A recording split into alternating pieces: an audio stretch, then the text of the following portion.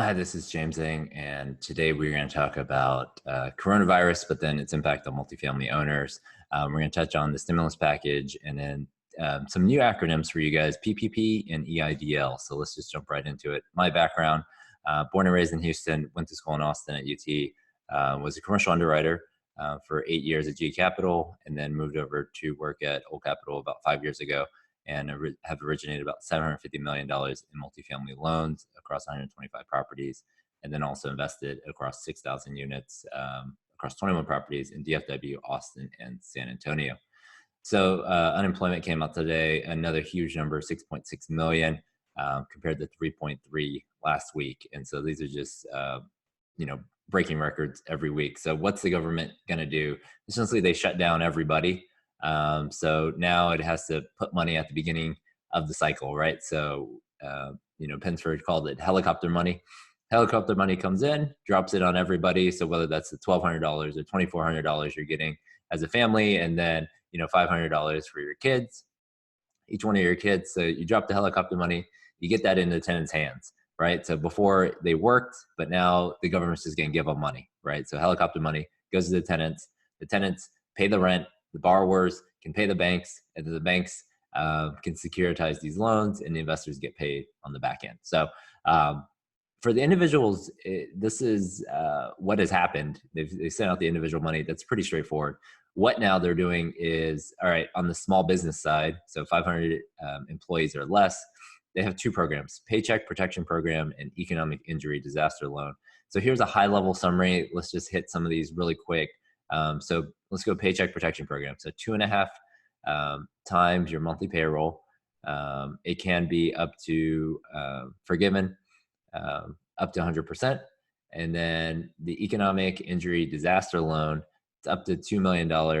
And right now, a small portion, $10,000 is eligible for forgiveness. The rest you're going to have to pay back at about 3.75%. All right, so let's get into it. So we had a couple calls with lenders, and let's start with the Paycheck Protection Program. So this one is available through June 30th. I don't think anyone thinks the money is going to last that long. So get in line.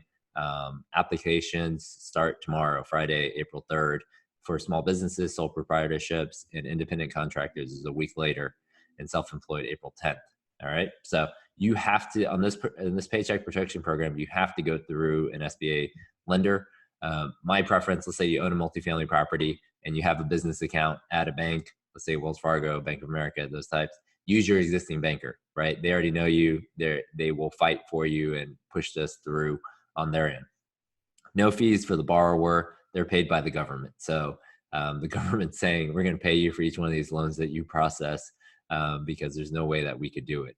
All the loans have the same terms, regardless of the lender or borrower. So there's going to be very limited underwriting. You're not going to have, one person, getting, higher interest rate or anything like that.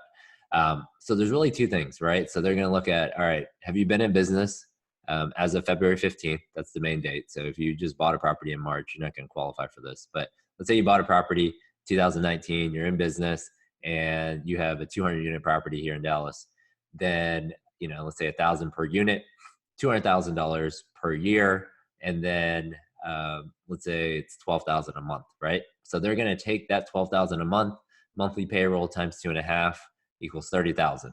And they're going to say, all right, how many jobs do you have? Let's say you have 2 in, 2 out, four jobs, right? And so they're going to give you a loan for $30,000. All right. And if you use that in the next 8 weeks, right? So if you get the loan, let's say April 15th, the next 8 weeks, you pay out the payroll, you pay the 30,000 out over those 8 weeks. Then you go back to your bank and say, look, here's the proof. I paid the payroll with the money that you gave me. It is forgiven, and it is not counted as income, and there is no collateral or personal guarantees required. All you have to do is maintain your payroll, right? But if you come back and say, one guy, I didn't need 2 people in the office, right? So I went to 1 person in the office and it's only 3 people, then maybe 75% of it will be forgiven, and the rest you'll have to either use it for other things, right? So there's 4 things really. Payroll is number 1. They want you, it's called the Paycheck Protection Program for a reason. Payroll is number 1. Second is mortgage interest. third is rent, and fourth is utilities. All right. So if you use it for those four things, it will be forgiven. So the SBA put a sample application on their website. I would definitely check that out today. It essentially says, look, what's your monthly payroll, number of jobs, how are you going to use this? And it asks, okay, uh, who owns more than 20% of your LLC that you're applying for, right? And you have to write their name, socials, addresses there, and answer these questions. Have you been in bankruptcy? Do you have a delinquent loan with SBA? Have you had any issues on criminal charges? Has there been a felony or misdemeanor? Or are you not a US citizen? So these things are sort of check the box, yes or no. And if any of those things are checked, then you're in trouble. You're not going to get the loan. And they're pretty much going to say, don't even apply for this loan. And so that's, once you fill that out, you send it in. Most banks that we've talked to, they've essentially set this up online. There's no way they're going to have all these people coming into their offices to apply for these loans. So you need to get in line on Friday, first thing, and apply for these because major banks like Wells Fargo, Bank of America, all these guys, they're going to have a limit per day on how many of these apps they can take. And so once that limit is out, they're going to shut it down. They're going to shut down the application process. And then you're going to have to wait till Saturday, Sunday, Monday to apply again. So get in line tomorrow, get your documents in a row, make sure you're able to answer all these questions very clearly, and get your money. Because I mean, a lot of us have properties or have businesses that this will apply for. All right, second one, economic injury disaster loan. This is really two parts, right? So it has an advanced portion, which is up to $10,000, which is forgivable and that you can apply for. And the other part is really just a loan. So it's up to $2 million, 30-year term, fixed at 3.75. You apply directly through the SBA on their website. It's available now.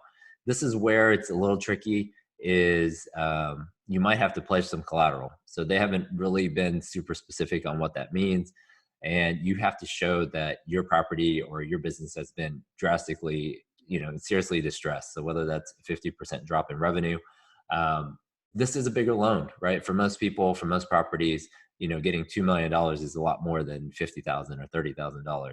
And so this is a lot bigger loan. This might allow you to sort of make it through a downturn. If unemployment was 6 million people this past week and it keeps growing, then this might be there for you.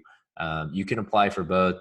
If you do take I think PPP and EIDL, then they're probably not going to let you double dip on both of them. So you probably have to pick one or reduce one by the other's amount. So those are the two big programs.